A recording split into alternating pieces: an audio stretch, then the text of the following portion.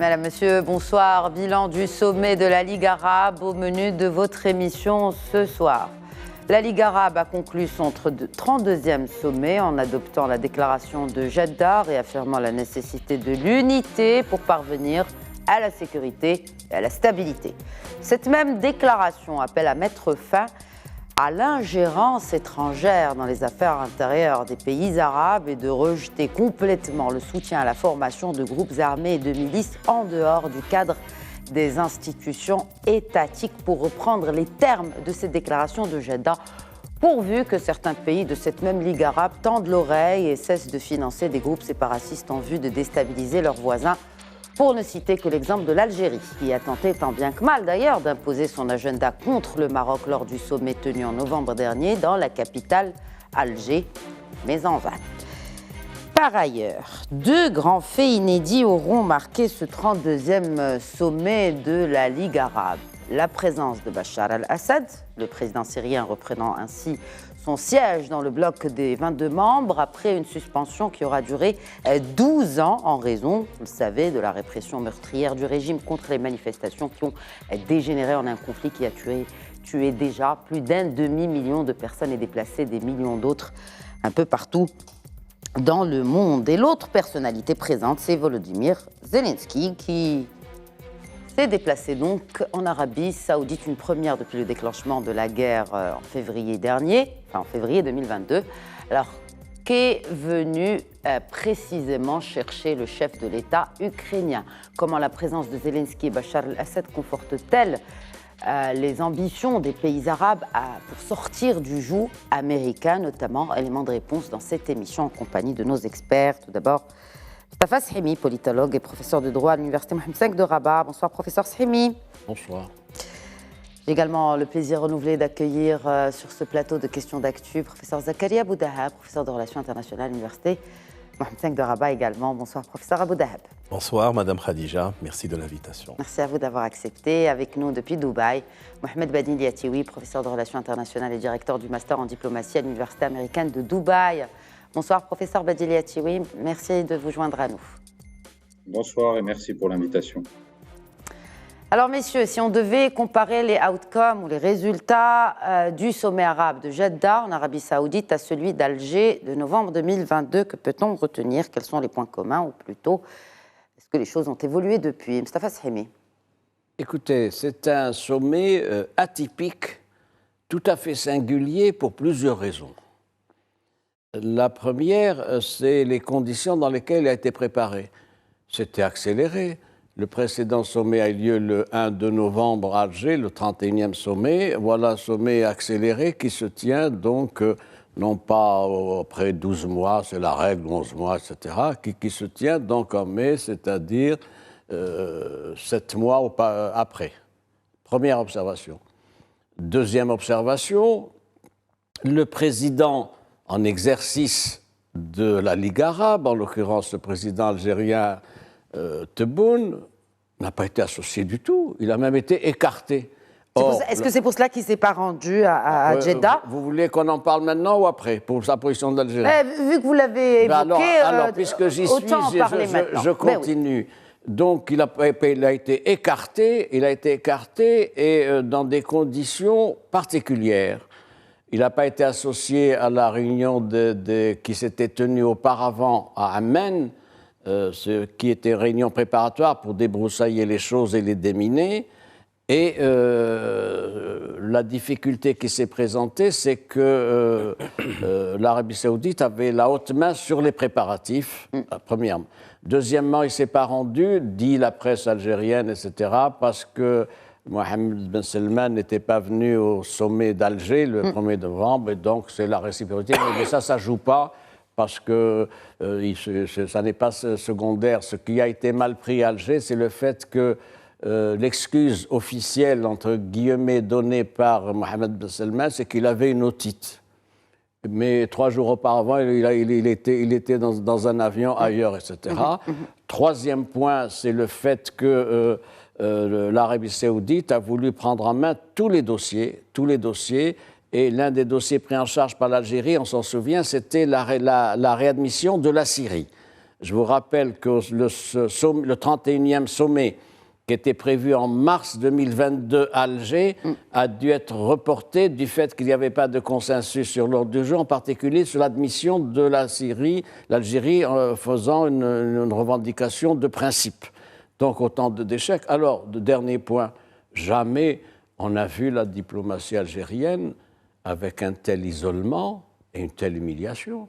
Je puis vous dire, il faut être juste, que jamais, avec les présidents Boumedienne ou le président Bouteflika, l'Algérie ont été traitée de cette manière-là.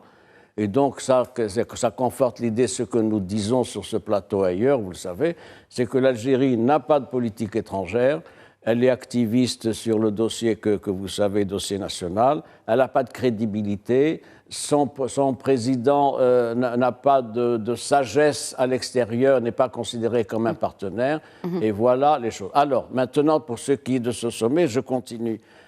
C'est un sommet atypique aussi pour une autre raison. On n'a jamais vu un chef d'État européen venir occuper l'ordre du jour de ce sommet. Si vous le permettez, professeur Srimi, je voudrais juste finir le tour de table sur cette question. Peut-être pas de comparaison, mais moi, je vais m'arrêter sur un terme que vous venez d'évoquer, qu'il n'y a pas eu consensus.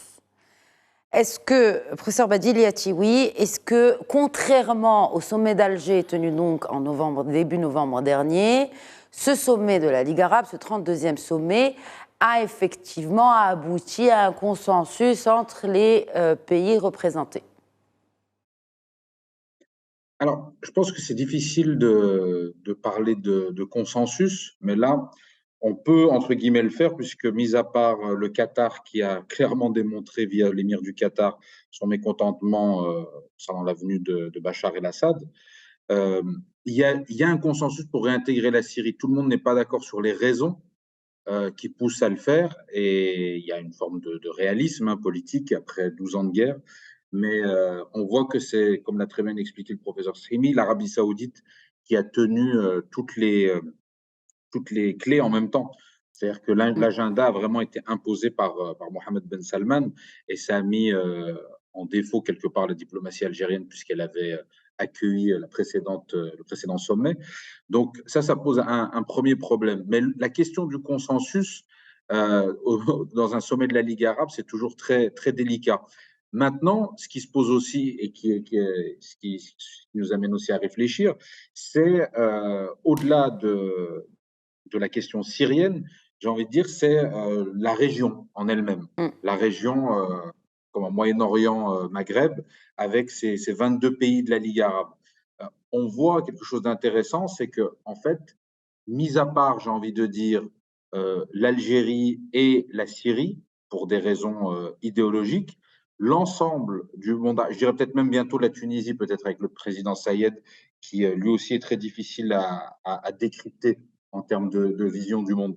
Mais on voit que le reste, en fait, a décidé non pas d'aller vers ce que certains disent dans le monde occidental, le non-alignement. En fait, les pays arabes vont vers ce qu'on appelle le multi-alignement. C'est-à-dire que ce soit le Maroc, l'Égypte, les pays du Golfe, on va vers une forme de multi-alignement, et qui est très difficile à décrypter et analyser pour les Occidentaux. Mais quand on se place d'un point de vue arabe, du Maroc à l'Irak, c'est quelque chose qu'on comprend. C'est-à-dire qu'on voit qu'ils ont compris les enjeux de la globalisation et des crises qui étaient amenées avec la globalisation en permanence, la nécessité de vivre de crise en crise, et on le voit sur les dernières années entre coronavirus, inflation mondiale et guerre en Ukraine et ses conséquences à tous les niveaux. On voit que le monde arabe a saisi quelque part les diplomaties du monde arabe, à part, j'ai envie de dire, Syrie, Algérie et peut-être Tunisie, je rajouterais. Cette capacité à devoir s'adapter et à faire du multi-alignement, être avec les États-Unis un jour sur un dossier, avec la Chine un autre jour, et avec la Russie le troisième jour, en fonction des différents intérêts nationaux. Alors, au-delà de l'alignement, c'est très intéressant ce point que vous venez de soulever, professeur Badili Atiwi, comme d'habitude. Professeur Abou-Dahab, on parle de non-alignement, mais on parle aussi d'affirmation. Donc, le contexte dans lequel se tient, contrairement à celui d'Alger, dans lequel s'est tenu ce sommet à Jeddah, est très particulier. Il y a la guerre au Yémen qui s'arrête, il y a surtout ce rapprochement entre Riyad et Téhéran. Alors, je voudrais juste revenir avec vous, parce que je sais que vous êtes un féru d'histoire, à ce fameux sommet de la Ligue arabe de 2019, où c'était un sommet urgent qui s'est tenu à la Mecque, où l'Arabie saoudite a obtenu un consensus contre l'Iran. Bon, bien, des choses ont bien changé depuis ce fameux sommet qui s'est tenu en urgence en 2019. Et surtout, cette déclaration qui vient aussi conforter ce que je viens de dire, où le président Raïssi, le président iranien, dit que l'Iran n'a jamais considéré l'Arabie saoudite comme un ennemi.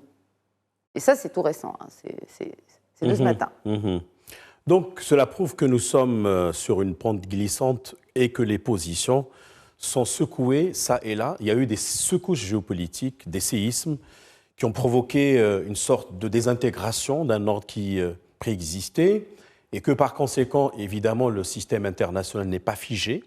Il est appelé à s'adapter avec la donne du moment, ça va de soi, et les facteurs exogènes et endogènes se conjuguant provoquent encore une fois des changements. Il est vrai que parfois, on l'a dit même sur ce plateau, peut-être qu'on a du mal à trouver une certaine lisibilité par rapport à ce qui se passe, du moins si l'on revient aux catégories classiques des relations internationales, de la géopolitique, etc. Ce qui fait aujourd'hui, peut-être les VUCA, comme on dit, c'est-à-dire la volatilité des choses, l'incertitude, la complexité et l'ambiguïté des phénomènes internationaux nous poussent précisément à revoir un peu les concepts sur lesquels on avait fondé un certain nombre d'analyses. Et on parle d'alignements multiples, comme disait notre ami, on peut parler aussi de non-alignement sans désalignement. Cela dit, vous savez, l'intérêt national est le mobile profond qui fait que les politiques étrangères des États concernés agissent dans telle ou telle direction. Ce pourrait être un poteau indicateur, comme disait le grand Hans Morgenthau, pour parler du réalisme, afin de nous permettre de nous poser la question. Quel est l'intérêt de l'Arabie saoudite en provoquant ce genre de remue-ménage, si vous voulez? Quel est l'intérêt de la Syrie? Quel est l'intérêt de l'Ukraine? Etc., etc. On a peut-être parfois des cartes mentales qui nous permettent un peu de dresser une sorte de tableau à partir duquel on pourrait anticiper le positionnement des uns et des autres. Mais globalement, je crois que nous, si on se place dans dans une perspective historique sur le long terme, nous sommes dans une nouvelle séquence historique, il faut le dire. Le non-alignement aujourd'hui n'a plus aucun sens. On ne peut parler de non-alignement comme on l'a fait en 61, lorsque 5 pays, à l'époque, avaient l'idée ce mouvement pour le fonder. Aujourd'hui, c'est d'abord des considérations, je le crois, sécuritaires, géostratégiques, géoéconomiques, qui font que, encore une fois, que ce soit l'Arabie saoudite, que ce soit le Maroc, bien entendu, que ce soit l'Algérie, agissent pour préserver ce qui est à préserver et consolider des situations et anticiper des évolutions régionales et internationales. Bien que sur cette question de l'Iran, et ça a été soulevé par Mohamed Badiliatioui, il n'y a pas eu consensus entre les pays arabes, et notamment avec cette réaction du prince Al-Tamim. Oui, Mustapha Sahibi, vous vouliez rajouter quelque chose sur le consensus arabe, c'est intéressant à préciser qu'il y a consensus, ça veut dire qu'il n'y a pas vote. Ça ne veut pas dire que tout le monde est d'accord. Oui. C'est une nuance. On passe au consensus en général quand on sait qu'il y a des divergences, mais on ne veut pas les mettre en relief, et donc c'est une adhésion à minima. Ce que les uns et les autres mettent dans le consensus, évidemment, est tout à fait particulier. Est-ce que l'Algérie a adhéré à toutes les positions prises par le sommet? Pas du tout.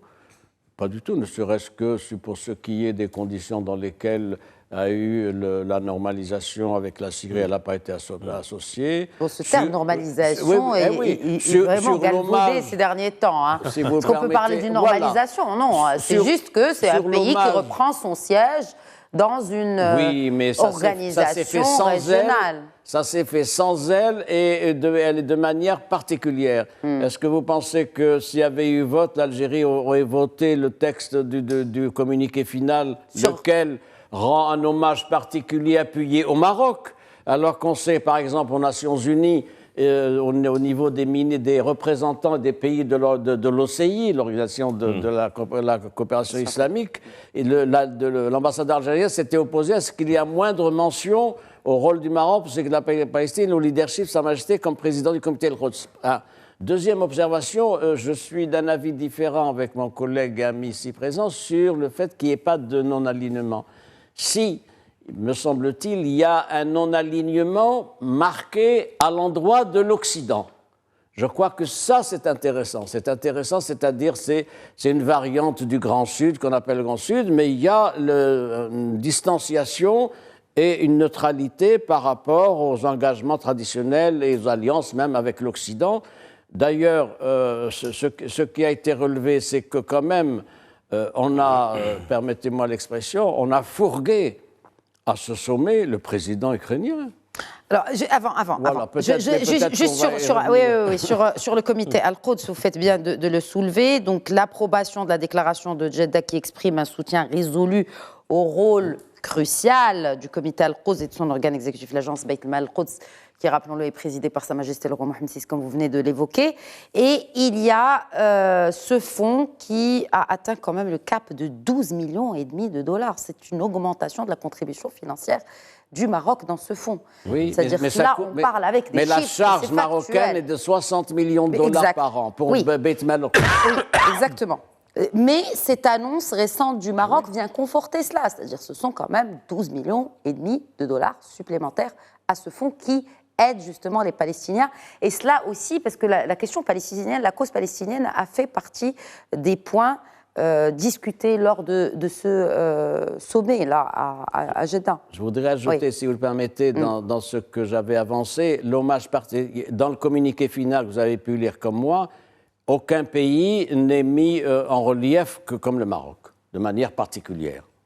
Il n'y a que le Maroc, pour ce qui est de la cause palestinienne, du rôle de Sa Majesté le roi, président du groupe, du rôle du Maroc pour ce qui est de la Libye, de la recherche... Sa Majesté le roi qui a été représenté par Son Altesse Royale le Prince Moulay Rachid dans les travaux du rôle du Maroc pour le Yémen, etc.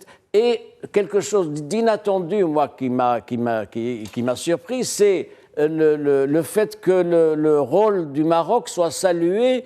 Il va recevoir, au mois d'octobre prochain, l'Assemblée générale commune de la Banque mondiale et du Fonds monétaire international. Vous m'accorderez que c'est inédit, le sommet de la Ligue arabe qui se préoccupe d'un agenda particulier d'un pays membre, pour un agenda qui va venir 5 mois après. Tout à fait. Un mot là-dessus, peut-être, Mohamed Badil Yatiwi, et sur l'importance, peut-être rappelons-le dans cette émission, le fonds Al-Aqsa, ou ce fonds de l'Quds, il sert à quoi exactement?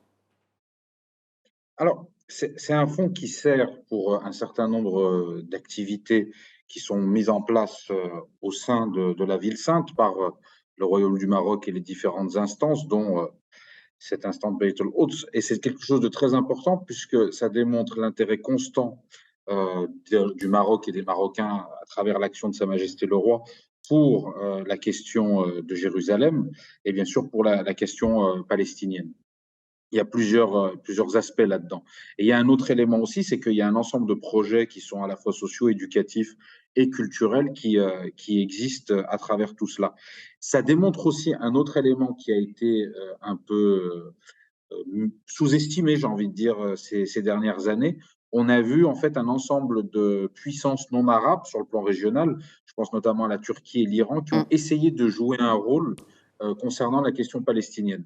Et on voit que quelque part, sur la question très précise de Jérusalem, qui est à l'intérieur de cette question-là, mais qui la dépasse quelque part, puisqu'elle touche au sacré, on a un rôle très particulier, très spécifique qui est joué par le Maroc.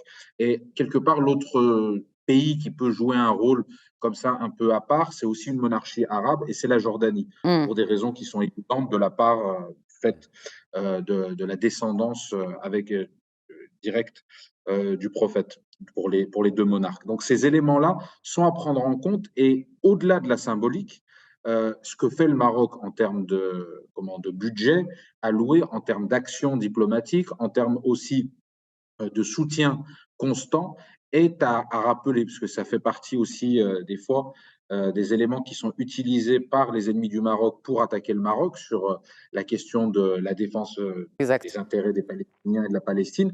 Et c'est important de le rappeler, et c'est aussi quelque part important de le promouvoir, parce que ça fait partie aussi quelque part des éléments de diplomatie publique qu'il faut constamment développer. Absolument. Alors, outre la cause palestinienne, il y a eu aussi, donc parmi les points soulevés d'ailleurs dans cette même déclaration, il y a la situation au Soudan. Professeur Abou Dahab, est-ce que finalement cette Ligue arabe réussirait-elle à arrêter ce conflit? Il y a deux manières de voir. Il y a la manière diplomatique et la manière opérationnelle.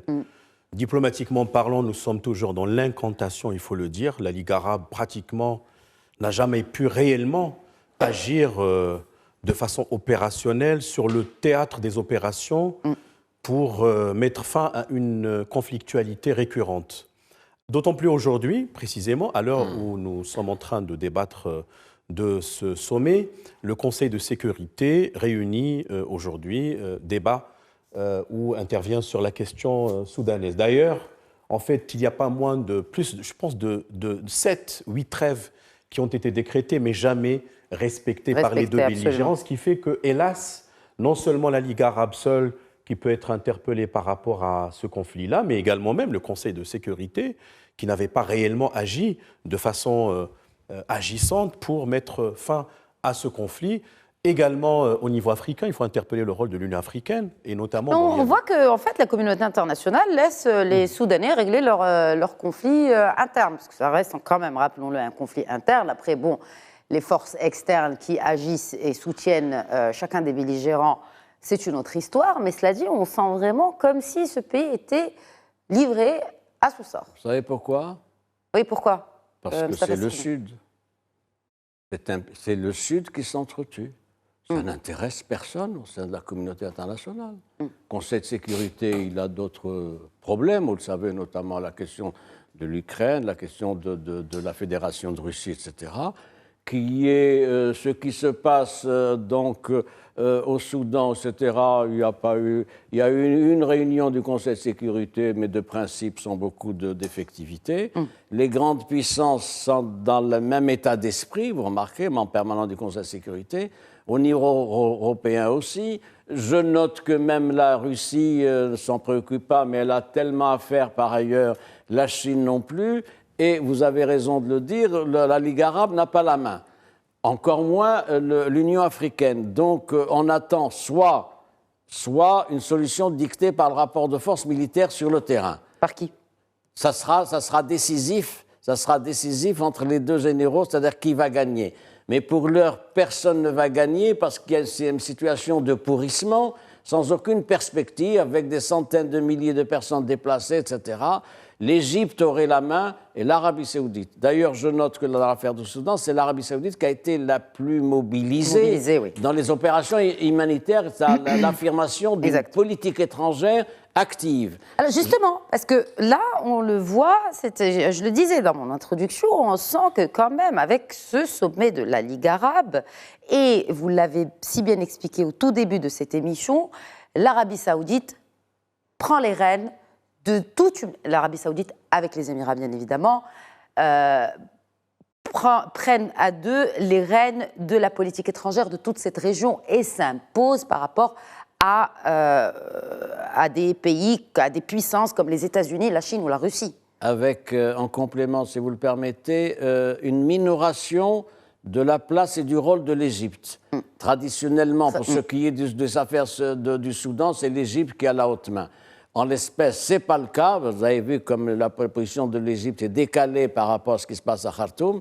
Et donc, nous en sommes là. Je pense soit l'option militaire, et ça mettra ce que ça mettra, ça va pourrir d'ailleurs, sans qu'une solution de transition puisse être arrêtée, parce que les intérêts sont tels entre les deux camps antagonistes qu'il est difficile d'espérer et un cessez-le-feu qui ne sera pas respectée dans les 3 jours qui vont suivre, ni une trêve, ni même une formule de transition politique. Ça fera partie, me semble-t-il, des dossiers, c'est ce que l'on peut redouter, à regret d'ailleurs, ça fera partie des situations de crise qui vont perdurer, comme c'est le cas en Libye. Le cas libyen est intéressant, par exemple. Regardez ce qui se passe en Libye depuis des années, etc. 2 gouvernements qui ne s'entendent pas, malgré les principes des accords de Srira de décembre 2015, malgré les pressions de la communauté internationale. Les enjeux sont différents, Mustafa Safadi. Ce ne sont pas les mêmes enjeux géopolitiques et surtout économiques. Le Soudan, si on venait à comparer la Libye et le Soudan. Parce qu'il a une frontière, avec l'Égypte, il est dans une zone de forte conflictualité avec des tensions, et il a des ouvertures maritimes par ailleurs, etc. C'est un enjeu important. Ce qui se passe au Soudan, ce plan géostratégique n'est pas à négliger, me semble-t-il. Alors, je voudrais m'arrêter aussi avec vous, si Zakaria Bouddha, si on a été interrompu, mais pour la bonne cause. Sur cet appel dans la déclaration de Jeddah, à l'issue donc de ce 32e sommet de la Ligue arabe, sur la nécessité de mettre fin à l'ingérence étrangère dans les affaires intérieures des pays arabes, et donc rejeter complètement le soutien à la formation de groupes armés et de milices en dehors du cadre des institutions étatiques. Il y a donc 2 éléments dans ce paragraphe ou dans cette section. Le premier, il faut le dire, il s'agit d'un leitmotiv qu'on retrouve pratiquement dans toutes les résolutions, non-ingérence, etc. Une manière, en fait, de dire que les affaires intérieures ne doivent pas être l'objet d'émixtions, mais c'est une arme à double tranchant. Cela dit, ça retarde parfois des règlements qui peuvent être mis en place grâce au soutien d'acteurs étrangers qui, de bonne foi, pourraient solutionner des problématiques complexes. Mais par ailleurs, c'est vrai, il faut s'intéresser à la question d'une résolution ou des paragraphes qui rejettent toute forme de soutien à des milices. Et là, on pense précisément à des pays comme d'ailleurs la Syrie, comme la Libye, il faut le dire, qui ont été exposés à des ingérences de ce genre. On peut également penser au double langage utilisé malheureusement. Au Liban. Oui, le Maroc aussi, par rapport à Liban. Est-ce que cela signifie aussi que l'Iran ne va plus... ça a été cité. Il y a la ne Turquie, va plus s'ingérer dans les affaires de cette région, notamment le Moyen-Orient. Il faut maintenant, ce que je remarque globalement, je l'ai dit d'entrée de jeu, il y a l'incantation et les mécanismes de suivi. C'est-à-dire quand vous lisez pratiquement les 12 paragraphes qui ont émaillé la déclaration finale, qui, il faut le rappeler aussi, la veille, il y avait ce qu'on appelle la réunion du Conseil des ministres, 32 points ont été proposés, détaillés, faisant plus de 100 pages, et surtout la question palestinienne a pratiquement occupé les 2 tiers, pratiquement de toutes les résolutions. On peut dire que globalement, ce qui manque, c'est l'effectivité. Et à chaque fois, quand on parle de la Ligue arabe, c'est toujours est-ce qu'il y a des mécanismes de suivi, de réalisation à l'opérationnel. C'est ça que je dis. Est-ce que le fait que l'Arabie saoudite et surtout Mohammed Ben Salman, le prince héritier, prennent les rênes comme ça et s'affirment en invitant Bachar al-Assad et en imposant à la limite Zelensky, qui est vraiment un intrus dans cette réunion de pays arabes, est-ce que c'est, comme on dit, c'est pas un sommet de l'action qu'il veut mettre en avant? Je crois qu'il joue sur plusieurs claviers, ce que voulait dire sans doute notre ami Siliati, oui. Il joue sur plusieurs claviers, il faut le dire. Parce que d'une part, les États-Unis ont été froissés par rapport au retour de la Syrie, c'est-à-dire l'admission pour qu'elle rejoigne son rang ou son siège. Mais par ailleurs, on le sait, il y avait également un désaccord par rapport à la question de la limitation de la production du pétrole. Et comme l'Arabie saoudite pratiquement lead les pays de l'OPEP, et donc en même surtout temps qu'elle est avec la Russie et qu'ils ont construit ce lien renforcé tout récemment sur les produits pétroliers. C'est un peu, et en invitant Zelensky, c'est vraiment à ne plus rien comprendre aux relations internationales. Mais n'oubliez pas, madame, messieurs, c'est que le même jour, lors du sommet, il y a eu 2 messages envoyés respectivement par M. Poutine et par M. Xi Jinping, par la Russie et la Chine, ont été adressés aux chefs d'État et de gouvernement des pays arabes. Donc nous sommes dans des contradictions, dans des incompatibilités apparentes, mais au fond, je crois que préalablement, les chancelleries se sont coordonnées sur les manières d'approcher ce genre de problématiques. Il y a donc un remue-ménage, comme on a dit tout à l'heure, c'est une pente glissante. Il y a des recompositions régionales qui concernent non seulement le Moyen-Orient, mais aussi l'Afrique du Nord, par extension, et certainement nous allons être peut-être parfois surpris par ce genre de chavirement parfois et de volte-face. Mohamed Badiliati, oui, volte-face ou chavirement éphémères ou qui sont amenés à durer dans le temps, selon vous? Moi, je pense qu'on est rentré dans une nouvelle phase, et une phase très complexe où on va avoir ce que j'appelais au début le multi-alignement permanent, et ce qui va faire que ça va être très difficile pour les analystes et les spécialistes des relations internationales de reconfigurer un peu aussi leur manière de penser. C'est-à-dire que il me semble que l'une des erreurs qui est souvent commise, et heureusement ici on ne la commet pas, c'est de voir ce qui se passe à travers, avec les lunettes de la guerre froide. C'est-à-dire qu'on voit deux camps, un côté Russie-Chine face au monde occidental, et on dit bah, les autres, vous devez choisir, vous devez être dans un camp ou dans un autre, et si vous ne choisissez pas, vous êtes non alignés. Déjà, c'est un raisonnement qui est un peu faux, parce qu'on sait que même les non-alignés penchaient toujours un petit peu d'un côté ou de l'autre. Et là, on est dans une situation qui est nouvelle avec la globalisation de l'économie, des échanges, et avec aussi l'aspect technologique qui a pris beaucoup de place.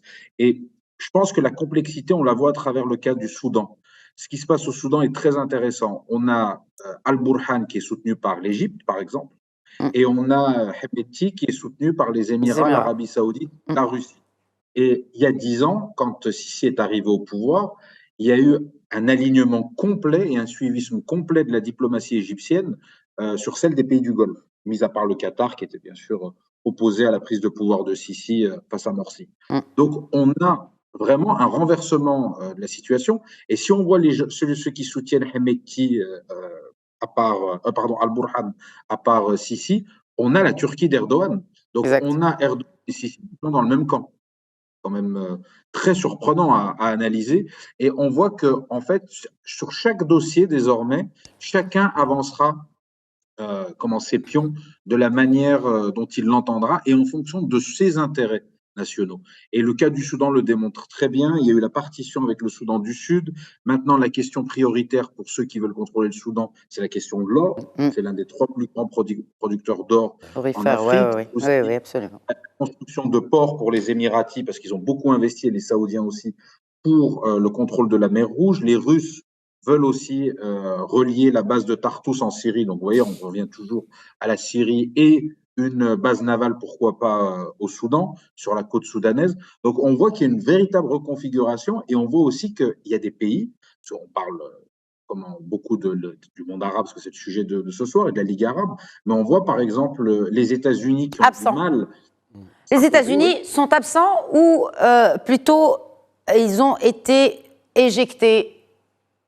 C'est ça. En fait, ils ont fait l'erreur maintenant on se rend compte que c'était une erreur. Obama, puis Trump d'une autre manière, puis Biden de switcher vers le Pacifique. L'Indo-Pacifique, leur priorité, c'est la Chine et la confrontation directe avec la Chine, en oubliant que la Chine allait peut-être les amener d'une autre manière sur d'autres régions, en Afrique, dans le monde arabe, en Amérique latine, etc. Donc, on voit qu'il y a une véritable reconfiguration qui est très intéressante. Et par exemple, un pays comme la France aussi est complètement hors jeu sur ces questions. On n'entend pas du tout Macron, même s'il essaie de dire quelque chose sur le Soudan. Je ne pense pas qu'il soit très audible, puisqu'il essaie de maintenir des excellentes relations avec les Émiratis et des très bonnes relations avec les Égyptiens pour des questions à la fois politiques et militaires. Donc, on voit que c'est vraiment des pays comme l'Arabie Saoudite ou les Émirats ou même la Turquie, qui est en phase électorale, donc c'est un peu particulier, qui essayent d'imposer leur tempo. Et ça, c'est quelque chose de très intéressant. Si on ajoute à cela, bien sûr, la Russie et la Chine, qui sont devenus des acteurs majeurs au Moyen-Orient. Et ça, je pense que ça va augmenter. Alors, il y a aussi, même si l'Arabie Saoudite est restée, là, on vient au sujet de Zelensky, Sisrimi, effectivement, l'Arabie Saoudite a vraiment respecté cette neutralité, voire même peut-être un penchant plus vers la question de, avec cette dernière intervention, c'était, il me semble, il y a 3 mois, entre Moscou et Kiev. Mais d'ailleurs, cela a été soulevé par par Zelensky. Malheureusement, certains pays dans le monde, et ici parmi vous, donc il s'adressait aux pays arabes, ferment les yeux sur ces annexions illégales. Qu'est-ce qu'est venu chercher Zelensky ? Il est venu chercher, mais en fait, il est allé au-devant d'une attente exprimée par l'Arabie saoudite. C'est-à-dire que, parce qu'après tout,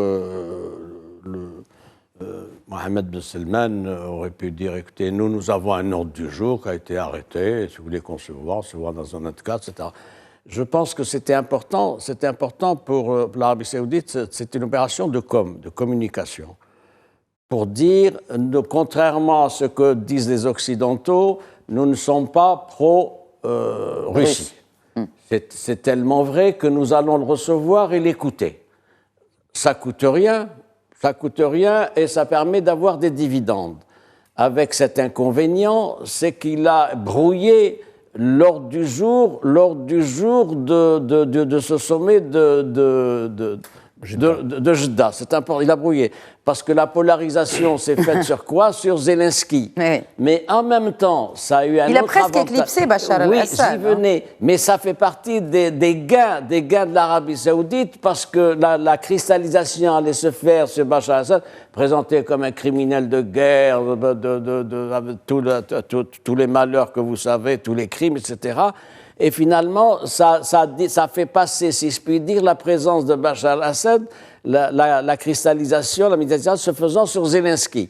Donc, à quelque chose, si vous voulez, malheur est bon, ça permet de faire passer, donc, si vous voulez, Bachar al-Assad, qui est là, il n'y a pas eu beaucoup de débats. Il aura été un pro de la communication jusqu'au bout, Zelensky, j'ai envie de vous dire. Mais évidemment. Parce que finalement, effectivement, en termes de com... D'ailleurs, la mondialisation de la communication s'est faite sur Zelensky, en Occident, en Europe, tout ça, etc. Ouais. Pour ce qui est, vous avez parlé des problèmes avec les États-Unis, je voudrais rappeler un point.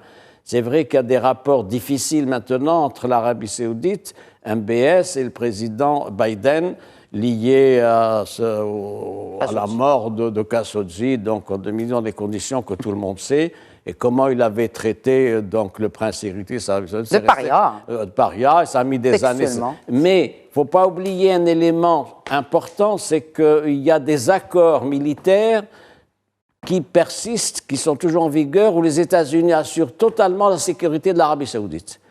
Ils ont d'ailleurs, des milliers Alors, de pourquoi, quand l'Arabie saoudite a été attaquée, elle était où, cette protection dont vous parlez ? Oui, mais parce que les États-Unis considèrent que c'est une affaire qui intéresse donc des attentats en Arabie saoudite, l'Aramco, ce qui s'est passé, etc. Mais oui. La sécurité de l'Arabie saoudite n'est pas menacée fondamentalement de manière existentielle.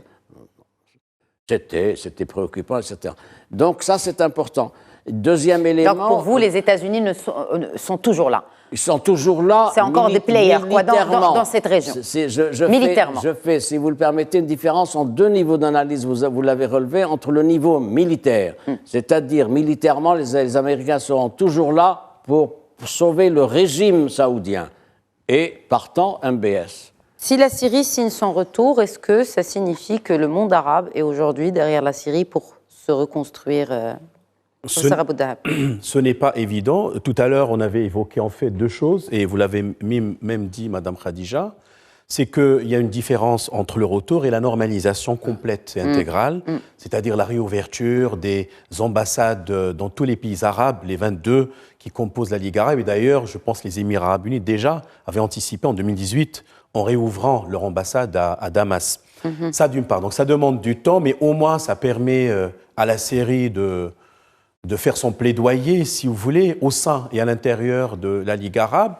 Et ce n'est pas évident aussi, avec la présence, des réfugiés syriens qui sont un peu éparpillés partout, notamment en Jordanie, mais également la question des opposants. Il y a pas mal de questions préjudicielles à régler par la suite. Ce n'est pas évident. Et puis également, le fait que le régime doit également respecter ses engagements. Alors on parle des droits de l'homme, démocratisation, ouverture, etc. Ceci dit, ça demande du temps pour que l'on puisse vérifier si exactement... Est-ce que la présence de Bachar al-Assad, parce qu'on parlait de com tout à l'heure avec la présence de Zelensky, c'est un coup de com? Véritablement, Madame Khadija, quand on rebobine un peu ce qui s'est passé au Conseil de sécurité entre représentants syriens et saoudiens, on a l'impression que ces deux pays jamais n'allaient se réconcilier, entre guillemets, du moins en présence de M. Bachar al-Assad. Oui. Et nous sommes véritablement dans un scénario un peu kafkaïen et de Hitchcock, de sorte que nous devons précisément abandonner un peu les sentiers battus. Alors, ceci dit, c'est une opération de com, ça c'est clair, que ce soit par rapport à l'Ukraine, que ce soit par rapport à la Syrie, je crois que M. Mohammed Ben Salman montre ses capacités précisément. Il gagne des points, là, sur la scène internationale, vous pensez ? Il se prépare, évidemment, ça c'est clair. Il a même dit dans ses sorties que le Moyen-Orient sera le prochain épicentre du monde. Il est très ambitieux, il faut le dire. Mais évidemment, la politique a également ses règles et ses méthodes et ses lois qui vont être dictées. Il faut voir parfois les flux, mais aussi les reflux des choses. Mais je voudrais quand même dire, par rapport à M. Volodymyr Zelensky, quelles sont ses attentes. Justement, est-ce qu'il est venu chercher de l'argent ? Il est venu chercher quoi ? Parce que le fait qu'il se déplace, d'accord, il a répondu à l'invitation de MBS. Bien vu.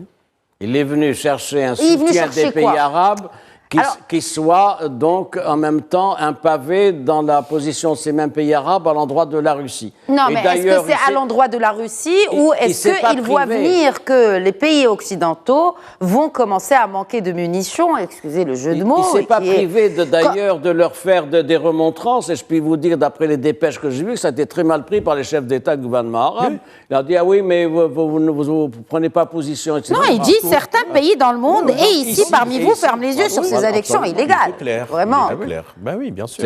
Mais je crois qu'il y a la question de la reconstruction de l'Ukraine, il faut le dire. Deuxièmement, bon, il a besoin d'argent. Chercher des soutiens, ça va de soi, mais c'est voilà. C'est les pays du Golfe, etc. Et troisièmement, des soutiens diplomatiques. Si demain, on va adopter une résolution au sein des Nations Unies, puisqu'il y a des pays arabes qui vont devenir membres non permanents du Conseil de sécurité, ce sont des calculs. C'est l'intérêt national. Il a lui aussi des attentes et des calculs. Quel serait l'intérêt de ces pays arabes envers l'Ukraine ?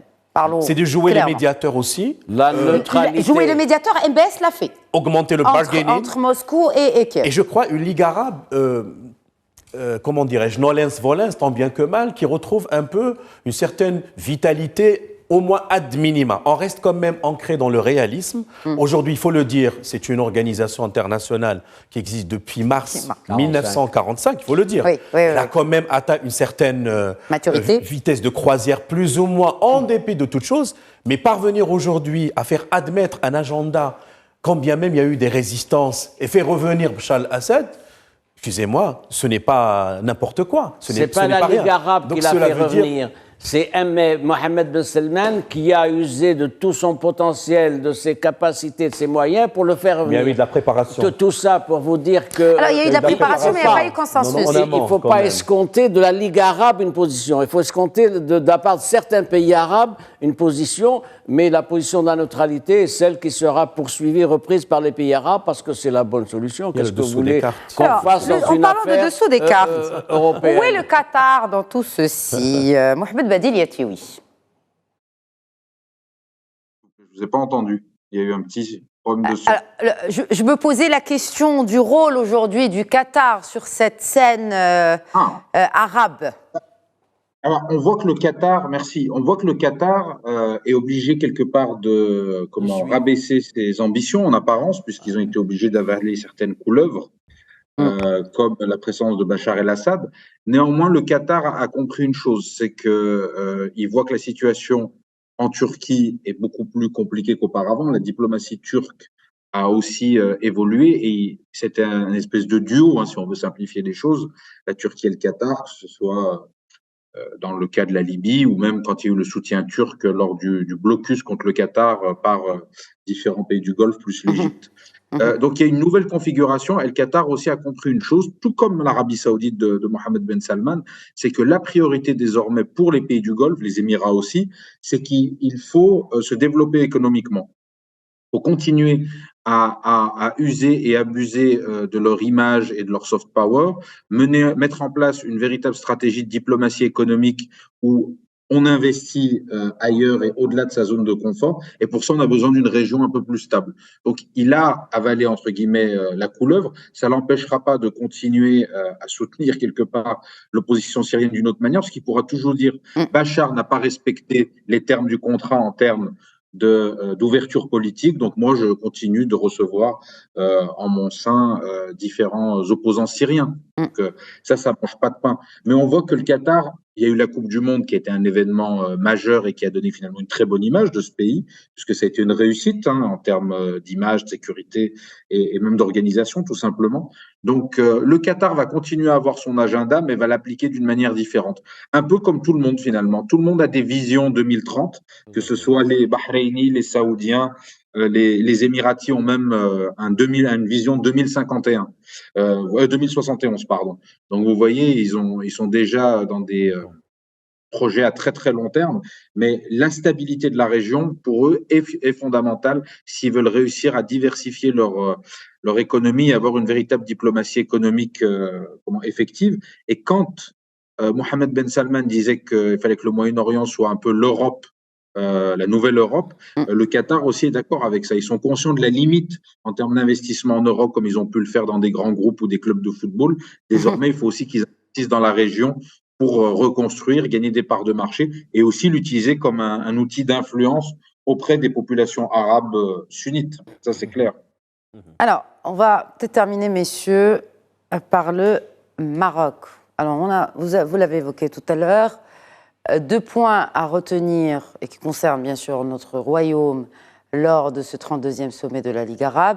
Il y a d'abord le fait que le Maroc accueille ces assemblées annuelles de la Banque mondiale et du Fonds monétaire international, ce sera en octobre, Inch'Allah, à Marrakech, et aussi le rôle du Maroc dans ou pour la cause palestinienne. Moi, ma question est la suivante.